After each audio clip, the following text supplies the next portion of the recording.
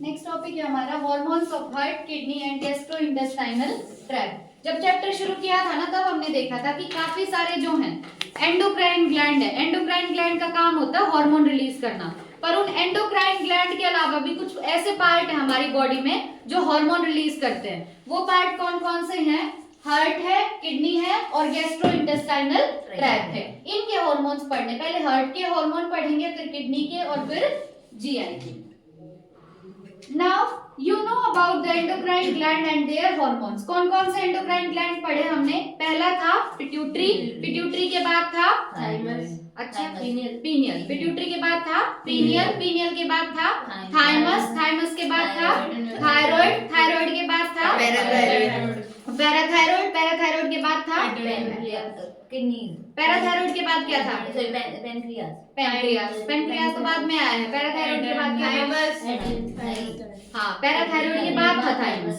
पहले था pineal, pineal के बाद था थायराइड, थायराइड के बाद था पैराथायराइड, पैराथायराइड के बाद थाइमस पढ़ा है और थाइमस के बाद एड्रिनल, एड्रिनल के बाद पेनक्रियास और पेनक्रियास के बाद पढ़ा टेस्टिस, टेस्टिस के बाद ओवरी। ये सारे थे हमारे एंडोक्राइन ग्लैंड और उनके हार्मोन्स के बारे में भी पढ़ लिया।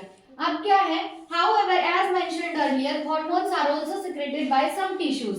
उन ग्लैंड्स के अलावा कुछ टिश्यू भी हार्मोन सिक्रीट करते हैं, which are not endocrine gland. कुछ ऐसे टिश्यू जो हार्मोन तो सिक्रीट करते हैं पर वो एंडोक्राइन ग्लैंड नहीं है।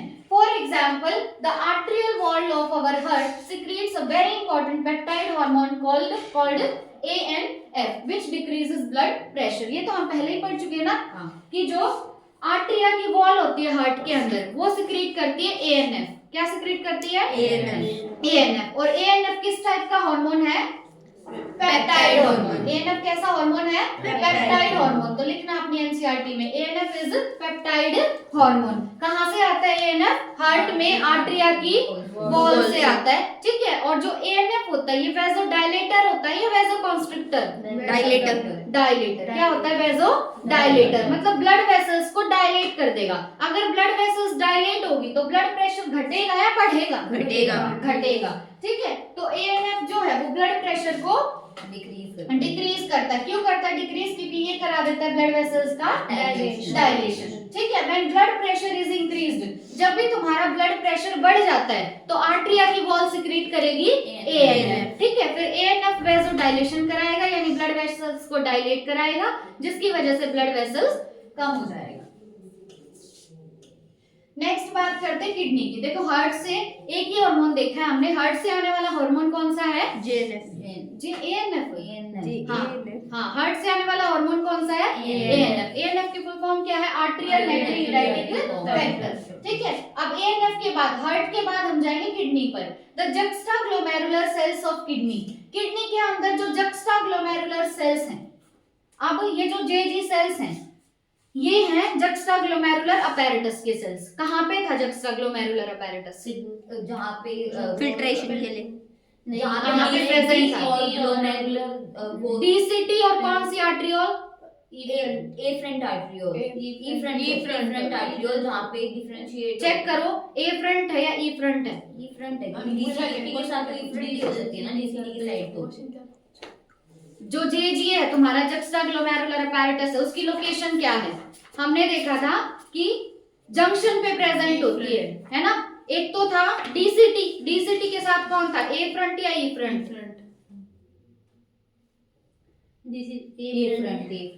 हो गए ना कंफ्यूज? डीसीटी के साथ क्या है?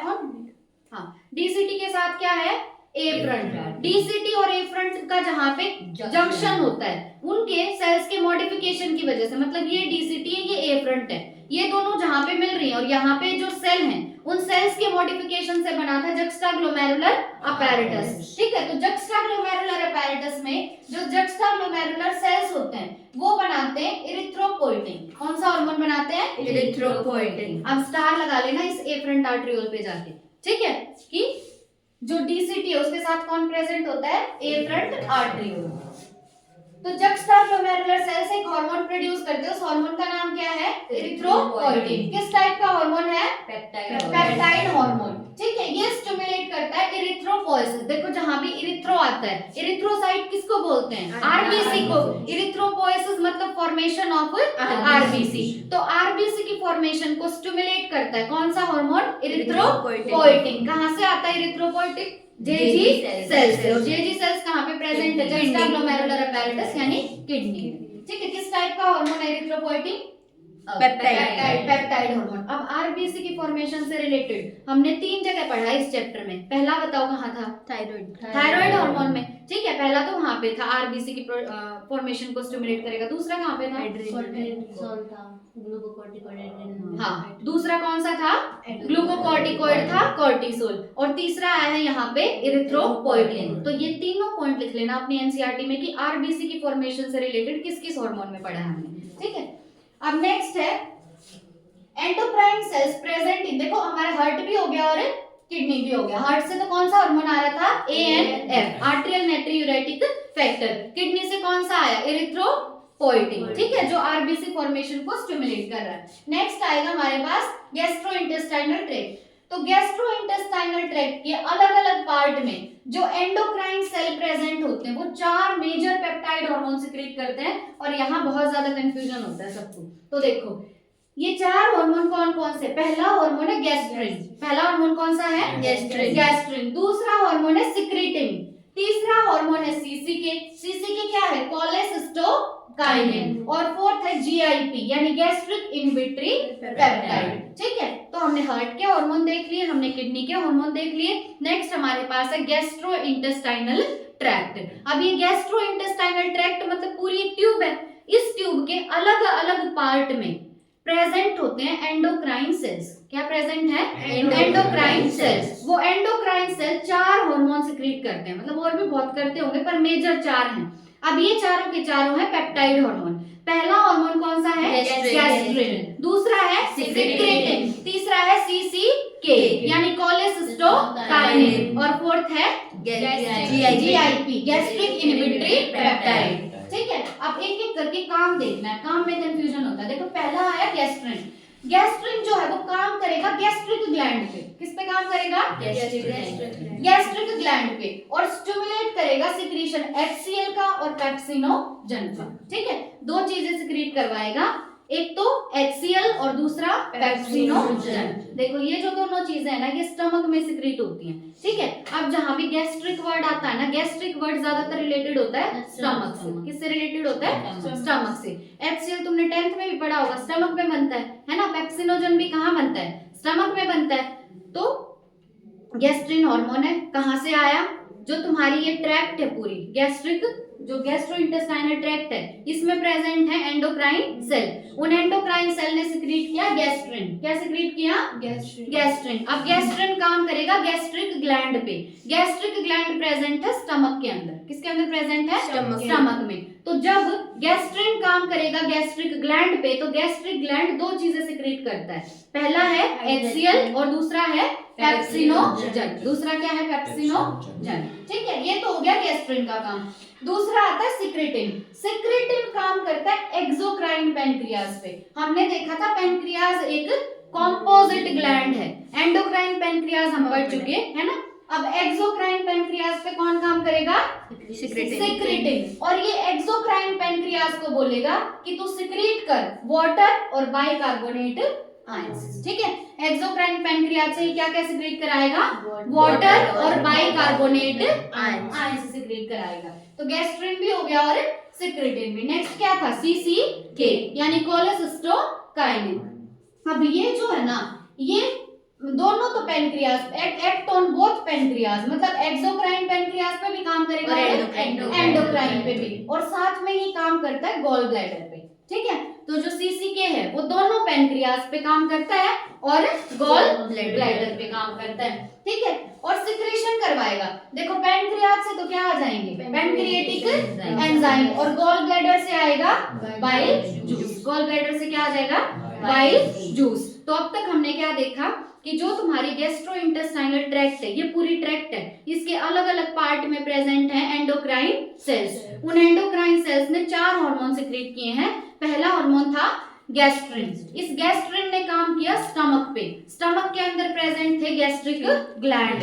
उन गैस्ट्रिक ग्लैंड ने दो चीजें सिक्रेट की, एक तो HCl और दूसरा पेप्सिनोजन। दूसरा हमने देखा सिक्रेटिन। सिक्रेटिन काम करता है एक्सोक्राइन पैनक्रियास पे और वहां से रिलीज कराता है वाटर।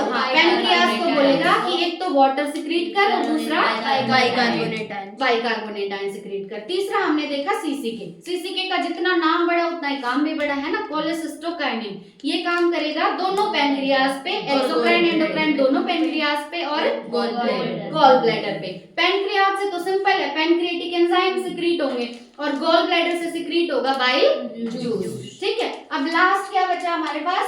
जीआईपी। जीआईपी क्या है? Gastric inhibitory peptide. जीआईपी क्या है? Gastric inhibitory peptide. अब देखो नाम से ही पता चल रहा है इनहिबिटरी है तो किसी न किसी चीज को इनहिबिट करेगा। तो GIP inhibits gastric secretion and motility. मतलब कि गैस्ट्रिक ग्लैंड से जो चीजें सिक्रीट हो रही हैं ये उसको क्या करेगा?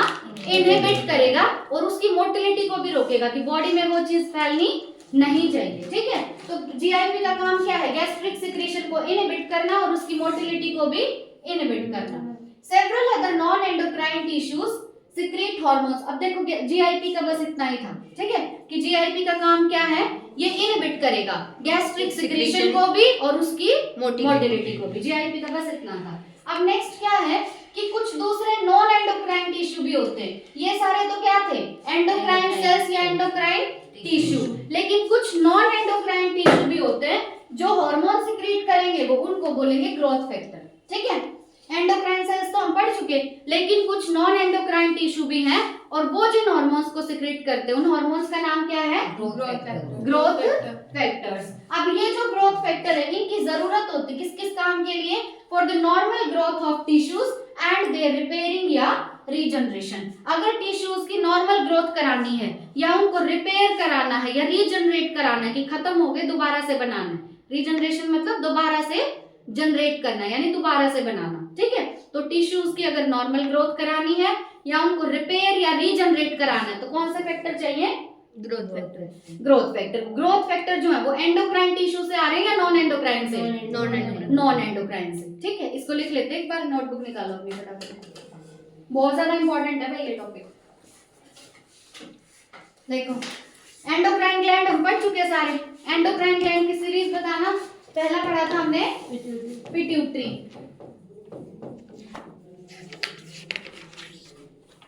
पिट्यूटरी के बाद क्या था? पीनियल था। पीनियल के बाद था थायराइड ग्लैंड। थायराइड के बाद था पैरा थायराइड ग्लैंड। पैराथायराइड के बाद था थाइमस। देन सिक्स्थ हमने पढ़ा एड्रिनल ग्लैंड। एड्रिनल के बाद पेनक्रियास था और फिर गोनेड। हाँ, गोनेड्स में पहला था टेस्टिस और दूसरा ओवरी। ठीक है, ये तो थे एंडोक्राइन ग्लैंड। अब हम पढ़ रहे हैं एंडोक्राइन टिश्यू, है ना? उसके अंदर पहले हम पढ़ेंगे हार्ट का, हार्ट के बाद किडनी और किडनी के बाद GIT gastric gastrointestinal tract. ठीक है, जीआईटी गैस्ट्रो इंटेस्टाइनल ट्रैक्ट। अब पहले हार्ट की बात कर लेते हैं। हार्ट में सिक्रीट होता है ANF। हार्ट से क्या सिक्रीट होता है? ANF। लेकिन हार्ट के कौन से पार्ट से? आर्टरिया की वॉल से। ठीक है,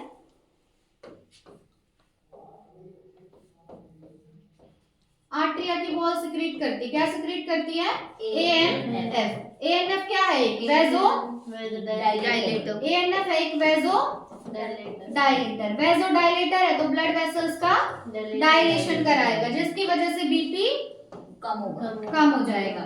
ठीक है, तो ANF कब रिलीज होगा? जब बॉडी में बीपी बढ़ जाएगा। जब बॉडी में बीपी ज्यादा होगा तो आर्टरिया की वॉल रिलीज करेगी ANF। ठीक है, हार्ट के बारे में तो बस इतना था। हार्ट के बाद आती किडनी, है ना? किडनी में प्रेजेंट होता है जक्स्टाग्लोमेरुलर अपैरेटस। किडनी में क्या होता है?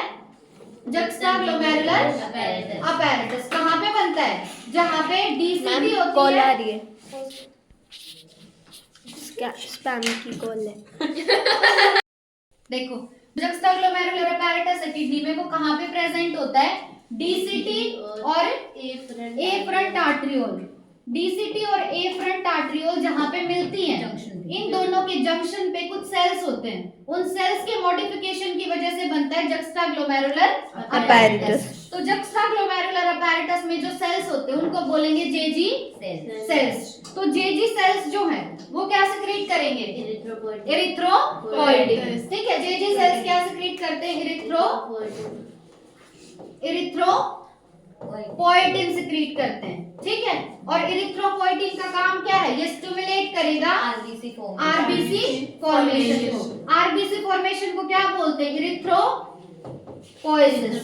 क्या बोलते हैं? इरिथ्रोपोइसिस। ठीक है, ये था किडनी के बारे में। किडनी के बाद क्या आता है? Most important GIT. जीआईटी क्या है? Gastro intestinal tract. जीआईटी क्या है? Gastro intestinal tract. अब जीआईटी जो है तुम्हारे पास, जैसे ये जीआईटी है, जीआईटी के अलग अलग पोर्शन में प्रेजेंट होते कौन से सेल्स? Endocrine cells. क्या प्रेजेंट होंगे? Endocrine cells. ये एंडोक्राइन सेल्स सिक्रीट करते 4 मेजर हार्मोन। पहला हार्मोन कौन सा है? गैस्ट्रिन। पहला हार्मोन कौन सा है? गैस्ट्रिन। अब जैसा नाम वैसा ही काम। गैस्ट्रिन काम करेगा गैस्ट्रिक ग्लैंड्स पे। ग्लैंड पे। गैस्ट्रिन कहाँ पे काम करेगा? गैस्ट्रिक ग्लैंड पे। और गैस्ट्रिक ग्लैंड सिक्रीट करता है 2 चीजें। क्या क्या? HCl और HCl और पेप्टाइड पेप्सिनोजन। ध्यान ये तुम्हारा HCl और पेप्सिनोजन।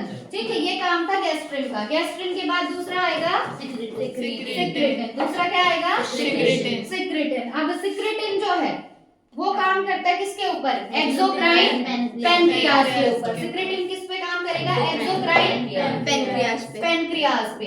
एक्सोक्राइन पैनक्रियाज जो है ये क्या सिक्रीट करेगी? हाँ, एक्सोक्राइन पैनक्रियाज सिक्रीट करेगी वाटर और बाइकार्बोनेट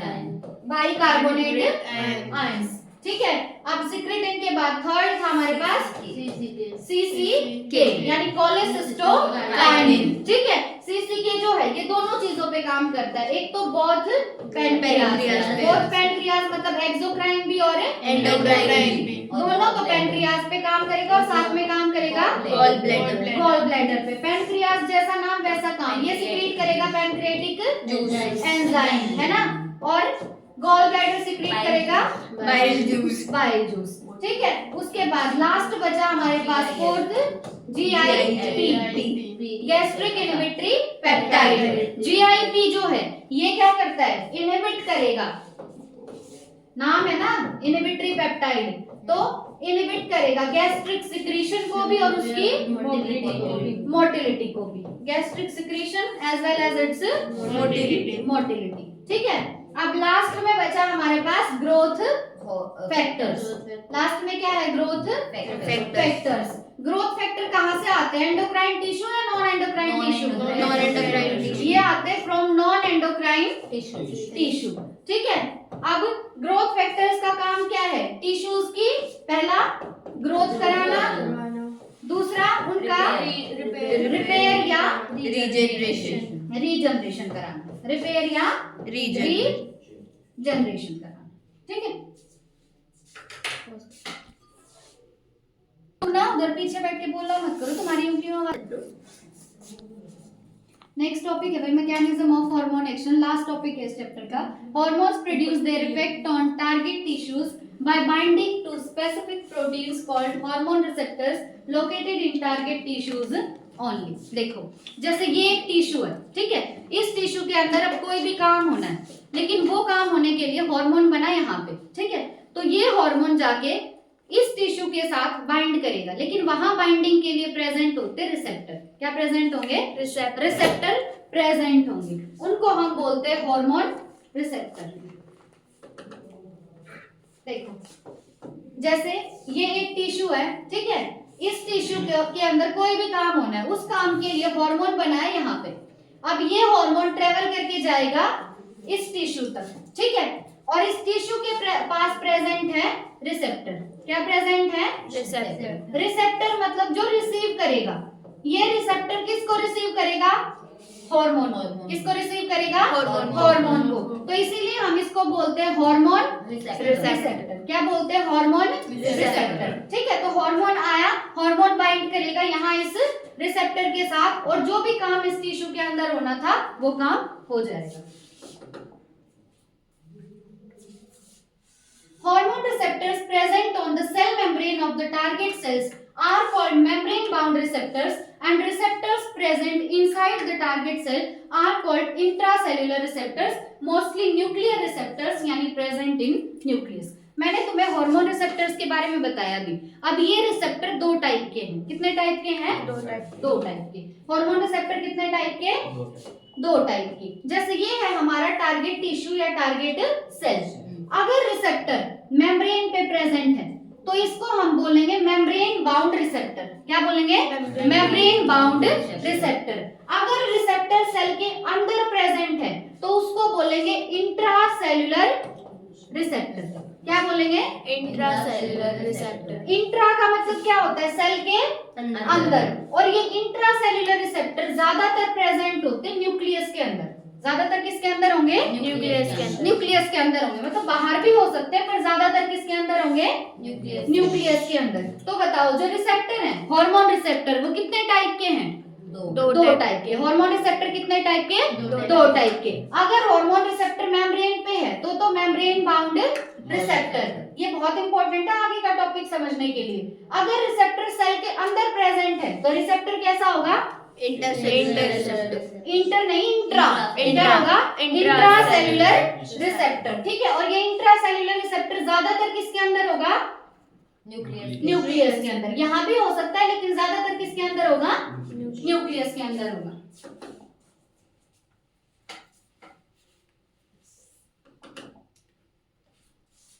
अब देखो, binding of a hormone to its receptor leads to formation of hormone receptor complex। जब भी हार्मोन रिसेप्टर से बाइंड कर जाएगा तो एक कॉम्प्लेक्स बनेगा और उस कॉम्प्लेक्स का नाम होगा हार्मोन रिसेप्टर कॉम्प्लेक्स। क्योंकि जुड़ कौन कौन रहा है? हार्मोन और रिसेप्टर, इसीलिए कॉम्प्लेक्स का नाम दे दिया हार्मोन रिसेप्टर कॉम्प्लेक्स। अब each receptor is specific to one hormone only and hence receptors are specific। जो एक रिसेप्टर मैंने तुम्हें बना के दिखाया वो किसी एक ही हार्मोन से बाइंड कर सकता है, इसीलिए रिसेप्टर्स हैं स्पेसिफिक। ठीक है, जैसे कुछ लोग स्पेसिफिक हो जाते हैं कि नहीं मैं तो बस मम्मी के हाथ का ही खाना खाऊंगा और किसी के हाथ का खाना नहीं खाऊंगा, तो वो इंसान बहुत स्पेसिफिक है अपनी चॉइसेस को लेके। इसी तरीके से जो एक रिसेप्टर है वो किसी एक ही हार्मोन के साथ बाइंड करेगा, इसीलिए रिसेप्टर्स जो हैं उनका नेचर कैसा है? स्पेसिफिक। हार्मोन रिसेप्टर कॉम्प्लेक्स जो बना है leads to certain biochemical changes in the target tissue। Biochemical का मतलब क्या होता है कि कुछ ना कुछ रिएक्शंस होंगी अंदर, कुछ ना कुछ चेंजेस होंगे। ठीक है, तो जो भी हार्मोन रिसेप्टर कॉम्प्लेक्स बना है उस टिश्यू के अंदर, उसकी वजह से उस टिश्यू में होंगे कुछ बायोकेमिकल चेंजेस। कौन से चेंजेस होंगे? बायोकेमिकल चेंजेस होंगे। ठीक है, किसकी वजह से? हार्मोन रिसेप्टर कॉम्प्लेक्स बनने की वजह से। Target tissue metabolism and hence physiological functions are regulated by hormones। अब ये जो हार्मोन रिसेप्टर कॉम्प्लेक्स बना है इसकी वजह से क्या होगा कि वो जो टिश्यू है उसका मेटाबॉलिज्म और उसके फिजियोलॉजिकल फंक्शंस जो हैं वो रेगुलेट किए जाएंगे बाय हार्मोन्स। ठीक है, ये हार्मोन उस टारगेट टिश्यू तक क्यों पहुंचा? उसके मेटाबॉलिज्म को चेंज करने के लिए और उसके फिजियोलॉजिकल फंक्शंस को चेंज करने के लिए। अगर मेटाबॉलिज्म चेंज हो गया तो फिजियोलॉजिकल फंक्शंस भी चेंज हो जाएंगे। अब ये है इस टॉपिक का मोस्ट कंफ्यूजिंग टॉपिक, जिसमें मतलब कंफ्यूजन होता है कि कौन सा किस में था। On the basis of their chemical nature, hormones can be divided into groups। ये भी पूछ सकते हैं कि हार्मोन्स को हमने 4 कैटेगरी में बांट दिया, किस बेसिस पे बांटा है? On the basis of chemical nature। ठीक है, हार्मोन्स को कितने ग्रुप्स में बांटा है? जो हार्मोन्स हैं उनको हमने 4 ग्रुप्स में बांटा है। किस बेसिस पे बांटा है 4 ग्रुप्स में? केमिकल नेचर के बेसिस पे। बिल्कुल ध्यान से सुनना भाई। पहला जो ग्रुप है वो है पेप्टाइड, पॉलीपेप्टाइड या प्रोटीन हार्मोन। ठीक है। वैसे भी प्रोटीन में कौन से बॉन्ड होते हैं? Peptide bond. ठीक है, तो ये जो ग्रुप है इसका नाम क्या है? पेप्टाइड, पॉलीपेप्टाइड या प्रोटीन हार्मोन। हार्मोन। अब इसमें कौन कौन से हार्मोन आते हैं, ध्यान याद हो, कौन कौन से हार्मोन? Insulin, glucagon. देखो ये हम जहां भी पढ़ते हैं साथ में पढ़ते हैं, है ना, तो इंसुलिन और ग्लूकागन। नेक्स्ट क्या है? Pituitary hormone. अब पिट्यूटरी और हाइपोथैलेमस भी हम साथ साथ में ही पढ़ते हैं, तो पिट्यूटरी हार्मोन और हाइपोथैलेमिक हार्मोन। अब वो पेपर में क्या करेगा? पिट्यूटरी का कोई भी हार्मोन दे देगा, क्योंकि पिट्यूटरी से बहुत सारे हार्मोन हमने पढ़े थे, तो कोई भी हार्मोन देके पूछ लेगा कि ये हार्मोन नेचर में मतलब कौन से ग्रुप में है, स्टीरॉयडल है, आइडोथायरोनिन है, अमीनो एसिड डेरिवेटिव है या पेप्टाइड है। ठीक है, तो ये जो 4 कैटेगरी पढ़ी हमने, ये किस कौन से ग्रुप में आते हैं? पेप्टाइड फर्स्ट ग्रुप में, पेप्टाइड, पॉलीपेप्टाइड या प्रोटीन हार्मोन। याद कैसे रखोगे? इंसुलिन, ग्लूकागन एक साथ और पिट्यूटरी और हाइपोथैलेमिक एक साथ। जहां भी इंसुलिन पढ़ते हैं साथ में ग्लूकागन पढ़ते हैं, जहां भी पिट्यूटरी पढ़ते हैं साथ में हाइपोथैलेमस पढ़ते हैं। ठीक है, तो 4 हार्मोन देख लिए हमने, इंसुलिन, ग्लूकागन, पिट्यूटरी और हाइपोथैलेमिक हार्मोन। कौन से ग्रुप से बिलोंग करते हैं? पेप्टाइड, पॉलीपेप्टाइड या प्रोटीन हार्मोन। अब नेक्स्ट कैटेगरी आती है स्टेरॉइड्स की, स्टेरॉयडल हार्मोन। अब पहला हार्मोन है कोर्टिसोल। पहला हार्मोन कौन सा है? कोर्टिसोल। अब कोर्टिसोल के साथ ही याद करो एस्ट्राडायोल। कोर्टिसोल के साथ ही क्या याद करोगे? एस्ट्राडायोल। नेक्स्ट है टेस्टोस्टेरोन, और टेस्टोस्टेरोन के साथ ही याद कर लो प्रोजेस्टेरोन। ठीक है, स्टेरॉयडल हार्मोन में कौन कौन सा है? कोर्टिसोल, एस्ट्राडायोल, टेस्टोस्टेरोन और प्रोजेस्टेरोन। ठीक है, कोर्टिसोल, एस्ट्राडायोल, टेस्टोस्टेरोन, प्रोजेस्टेरोन। कैसे हार्मोन है ये? Steroid hormone. नेक्स्ट आता है आयोडोथायरोनिन्स। आयोडोथायरोनिन्स का सिंपल है थायराइड हार्मोन्स। आयोडोथायरोनिन्स कौन से होंगे? थायराइड हार्मोन, जिसमें हमने देखा था T3 और T4। ठीक है, अब लास्ट बचते हैं amino acid derivative. Amino acid derivative का एग्जांपल है एपिनेफ्रिन। ठीक है, अमीनो एसिड डेरिवेटिव का एग्जांपल क्या है? एपिनेफ्रिन। कौन से ग्लैंड से आता है एपिनेफ्रिन? एड्रिनल ग्लैंड से। ठीक है, तो हमने हार्मोन्स को 4 ग्रुप में बांटा है on the basis of their chemical nature. किसके बेसिस पे? उनके केमिकल नेचर के बेसिस पे। पहले थे पेप्टाइड, पॉलीपेप्टाइड या प्रोटीन हार्मोन। एग्जांपल क्या है? इंसुलिन, ग्लूकागन, पिट्यूटरी और हाइपोथैलेमिक हार्मोन। नेक्स्ट है स्टेरॉइड हार्मोन। स्टेरॉइड में आ गया हमारे पास कोर्टिसोल, एस्ट्राडायोल, टेस्टोस्टेरोन और प्रोजेस्टेरोन। थर्ड कैटेगरी है आयोडोथायरोनिन्स। आयोडोथायरोनिन्स में आता है थायराइड हार्मोन T3 और T4। ठीक है, लास्ट बचा हमारे पास अमीनो एसिड डेरिवेटिव। इसका एक एग्जांपल देखा है एपिनेफ्रिन। ठीक है, hormones which interact with membrane bound receptor. अब रिसेप्टर कितने थे तुम्हारे पास? 2 टाइप के। एक तो है वो रिसेप्टर जो मेम्ब्रेन पे प्रेजेंट थे, और एक वो रिसेप्टर जो सेल के अंदर थे, यानी इंट्रासेल्युलर रिसेप्टर। तो वो हार्मोन जो मेम्ब्रेन बाउंड रिसेप्टर के साथ बाइंड करते हैं, normally do not enter the target cell but generate second messenger. Example cyclic AMP, IP3, calcium 2 positive, very important, which in turn regulate cellular metabolism. देखो ये hormone यहाँ पे बना था, ठीक है, अब ये एक सेल था या टिश्यू था जिसके अंदर भी कोई काम होना है। ये हार्मोन आया और मेम्ब्रेन पे जो रिसेप्टर था उसके साथ बाइंड कर गया। ठीक है, अब ये हार्मोन क्या सेल के अंदर एंटर किया है? नहीं, सेल के अंदर इसने एंट्री नहीं ली।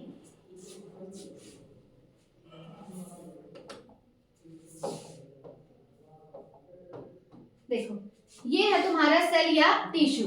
अब यहाँ पे जो रिसेप्टर प्रेजेंट है उसका नाम क्या होगा? Membrane bound receptor. अब एक हार्मोन आया और वो हार्मोन आके यहाँ पे बाइंड कर गया। ठीक है, तो यहाँ बन गया हार्मोन रिसेप्टर कॉम्प्लेक्स। ये हार्मोन जनरली सेल के अंदर एंटर नहीं करता, जनरली बोला है एंटर कर भी सकता है। ठीक है, जनरली बोला है, सेल के अंदर एंटर नहीं करता। अब यहाँ पे प्रेजेंट है एक सेकंड मैसेंजर। क्या प्रेजेंट है? Second messenger.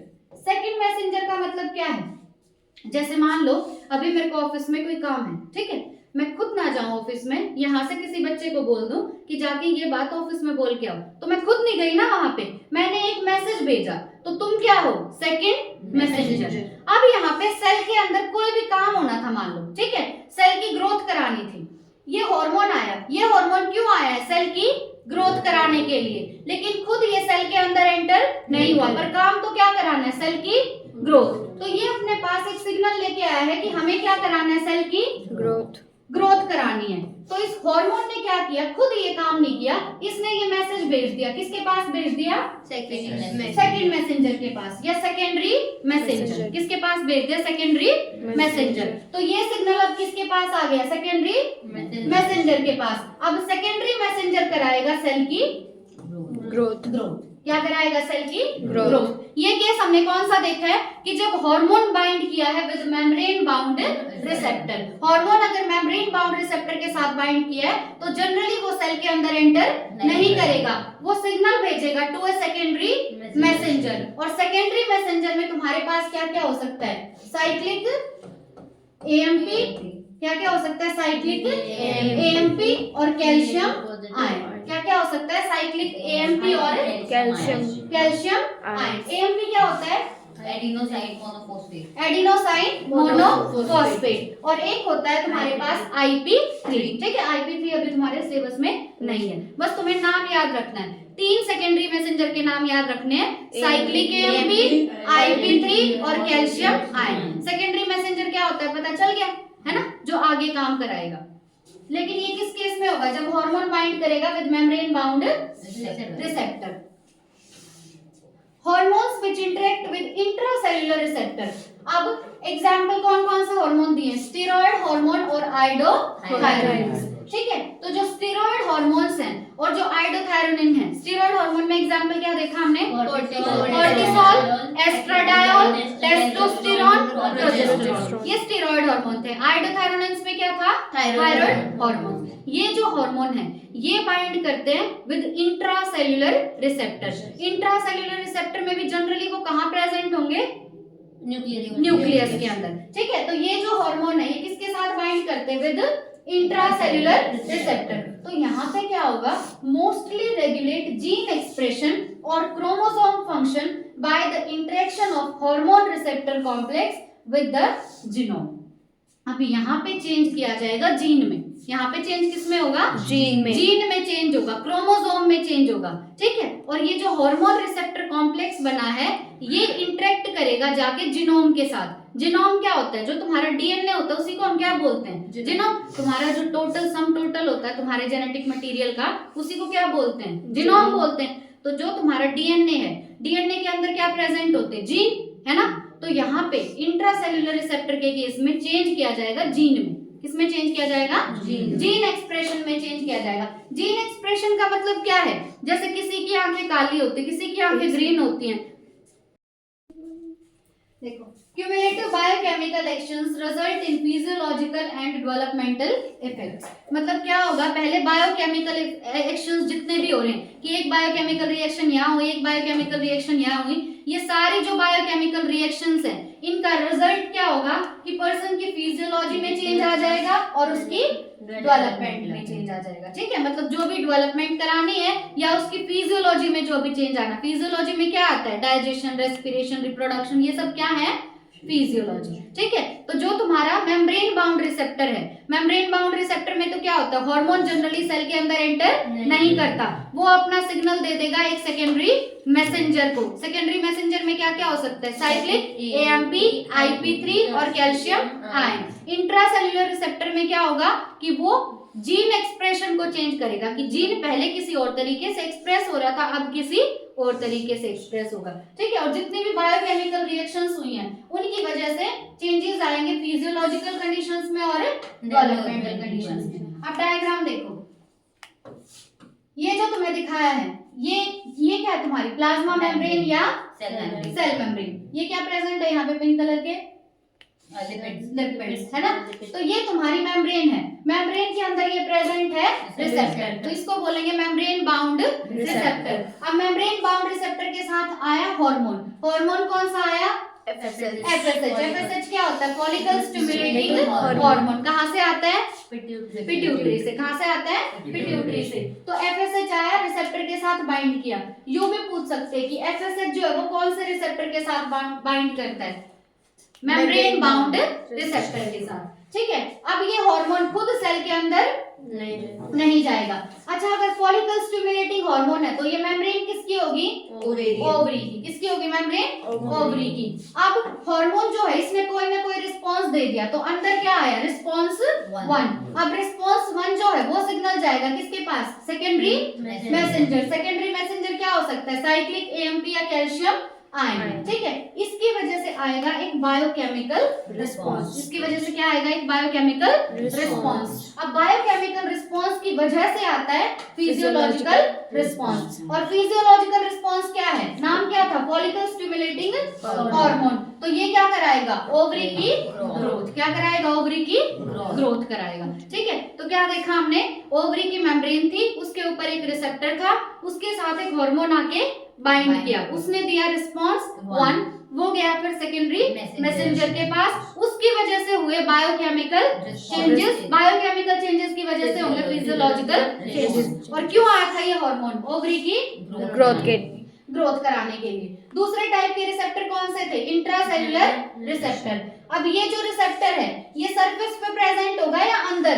अंदर जनरली प्रेजेंट होगा न्यूक्लियस के अंदर। तो देखो यहाँ रिसेप्टर कहाँ पे प्रेजेंट है? न्यूक्लियस के अंदर। ये मेम्ब्रेन है यूट्रस की। किसकी मेम्ब्रेन है? यूट्रस की। अब हार्मोन आया एस्ट्रोजन। कौन सा हार्मोन आया? एस्ट्रोजन। तो देखो हमने जब इंट्रासेल्युलर रिसेप्टर देखे ना यहाँ पे, तो हमने देखा था इंट्रासेल्युलर रिसेप्टर के साथ बाइंड करते हैं स्टेरॉइड हार्मोन और आयोडोथायरोन। स्टेरॉइड हार्मोन में यहाँ इन्होंने एग्जांपल दिया है सिर्फ और सिर्फ कॉर्टिसोल, एस्ट्राडायोल, टेस्टोस्टेरोन और प्रोजेस्टेरोन। पर यहाँ इन्होंने लिख दिया एस्ट्रोजन। यानी एस्ट्रोजन भी कैसा हार्मोन है? Steroid hormone. तो यहाँ स्टेरॉइड हार्मोन में तुम एक और हार्मोन ऐड कर लेना, एस्ट्रोजन। ठीक है, तो इंट्रासेल्युलर रिसेप्टर के साथ कौन सा हार्मोन बाइंड करते हैं? स्टेरॉइड हार्मोन या आयोडोथायरोन। अब एस्ट्रोजन आया जो कि एक स्टेरॉइड हार्मोन है, इसको सेल के अंदर जाना पड़ेगा। अब न्यूक्लियस के अंदर रिसेप्टर है तो हार्मोन गया न्यूक्लियस के अंदर। अब बनेगा हार्मोन रिसेप्टर कॉम्प्लेक्स। लेकिन ये चेंज करेगा तुम्हारे जीनोम को। किसको चेंज करेगा? जीनोम को। ये क्या है तुम्हारा? डीएनए है। क्या है? डीएनए। ठीक है, डीएनए पे प्रेजेंट होते हैं जीन। डीएनए पे क्या प्रेजेंट होते हैं? जीन। अब देखो डीएनए जो है वो बनाता है एमआरएनए। डीएनए क्या बनाता है? एमआरएनए। प्रोसेस का नाम बताया ना?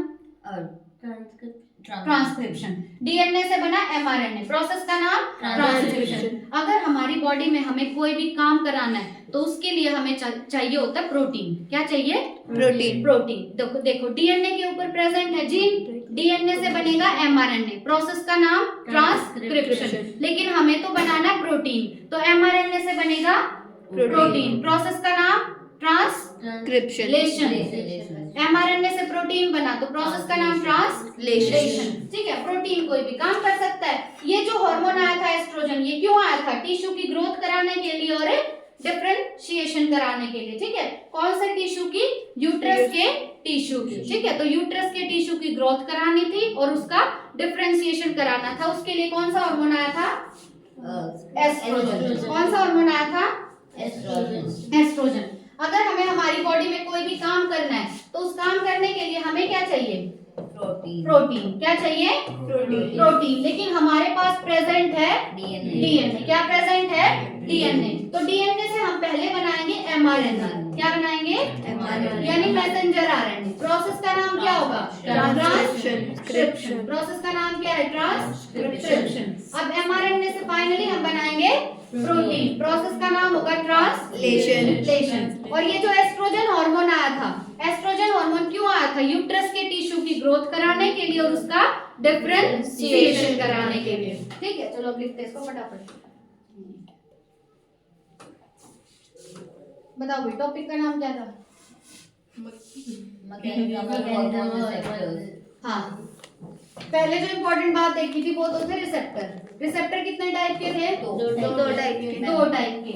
मेम्ब्रेनस और इंट्रासेल्युलर। एक तो वो रिसेप्टर जो सिर्फ मेम्ब्रेन पे प्रेजेंट है और दूसरे रिसेप्टर थे जो इंटरसेल्युलर। इंट्रा यानी सेल के अंदर थे। जनरली ये कहाँ पे प्रेजेंट होंगे? न्यूक्लियस के अंदर प्रेजेंट होंगे। जब हार्मोन रिसेप्टर के साथ जुड़ता है तो बनता है हार्मोन रिसेप्टर कॉम्प्लेक्स, है ना? और ये हार्मोन रिसेप्टर कॉम्प्लेक्स चेंज करता है मेटाबॉलिज्म को, टारगेट टिश्यू के मेटाबॉलिज्म को चेंज करता है, जिसकी वजह से चेंज होती है फिजियोलॉजी। क्या चेंज होती है? फिजियोलॉजी चेंज होती है पर्सन की। ठीक है, फिर हमने देखा कि जो हार्मोन है उनको 4 ग्रुप्स में बांटा हुआ है on the basis of chemical nature. किसके बेसिस पे बांटा है? केमिकल नेचर के बेसिस पे। कितने ग्रुप्स में? 4 ग्रुप्स में। पहला ग्रुप बोलो। Peptide, polypeptide, protein hormone. Peptide hormone या पॉलीपेप्टाइड हार्मोन या प्रोटीन हार्मोन। क्या था इन हार्मोन्स का नाम? इंसुलिन, ग्लाइकोगन, ग्लूकागन, इंसुलिन था, ग्लूकागन था और पिट्यूटरी हार्मोन्स थे और हाइपोथैलेमिक हार्मोन थे। ठीक है। हाँ, नेक्स्ट कैटेगरी कौन सी है? Steroid hormone. स्टेरॉइड हार्मोन जो है उसमें पहला था तुम्हारे पास कॉर्टिसोल। कॉर्टिसोल के बाद था एस्ट्राडायोल। एस्ट्राडायोल के बाद 3 सेम। पहला क्या है? प्रोजेस्टेरॉन, दूसरा था टेस्टोस्टेरॉन और तीसरा है एस्ट्रोजन। लिख लेना इसी कैटेगरी में अपनी एनसीईआरटी में। थर्ड ग्रुप कौन सा हार्मोन्स का? आयोडोथायरोनिन्स। आयोडोथायरोनिन्स में आते हैं थायराइड हार्मोन्स। कौन से थे ये? T3 और T4। थायरोक्सिन किसको बोलते हैं इनमें से? T4 को T3 T3 को बोलते हैं थायरोक्सिन। T3 का एक और नाम क्या है? थायरोक्सिन। थायरोक्सिन। ठीक है। उसके बाद फोर्थ कैटेगरी था T4 को बोलते T4 को बोलते हैं। देखा मैम का आता ना। T4 को बोलते हैं, बड़ा पढ़ना पड़ेगा। क्या नाम है? T4 का एक और थायरोक्सिन। थायरोक्सिन। ठीक है। नेक्स्ट कैटेगरी बताओ कौन सी थी? Amino acid derivative. Amino acid derivatives. इसमें बताओ क्या था? वो था एपिनेफ्रिन। नेक्स्ट क्या है? जितने भी एड्रीनल होंगे सारे इसी में आ जाएंगे। क्या? जितने भी एड्रीनल होंगे बाकी इन्होंने एपिनेफ्रिन ही दे रखा है। अब आगे हम खुद से रिस्क नहीं ले सकते, सिर्फ एपिनेफ्रिन ही याद कर सकते क्योंकि ये कंसीडर एनसीईआरटी को ही करते हैं। नेक्स्ट बताओ।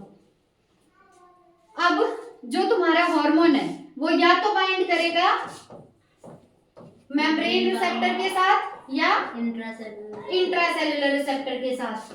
अगर मेम्ब्रेन वाले रिसेप्टर के साथ हार्मोन बाइंड किया है तो क्या वो सेल के अंदर एंटर करेगा? नहीं। जनरली वो सेल के अंदर एंटर नहीं करेगा, तो वो अपना सिग्नल देगा to a secondary messenger. To a secondary messenger. Secondary messenger के एग्जांपल्स बहुत इंपॉर्टेंट है। पहला क्या था? Cyclic AMP. दूसरा था IP3 और फोर्थ है कैल्शियम आयन। ठीक है। उसके बाद अगर तुम्हारा हार्मोन बाइंड किया है विद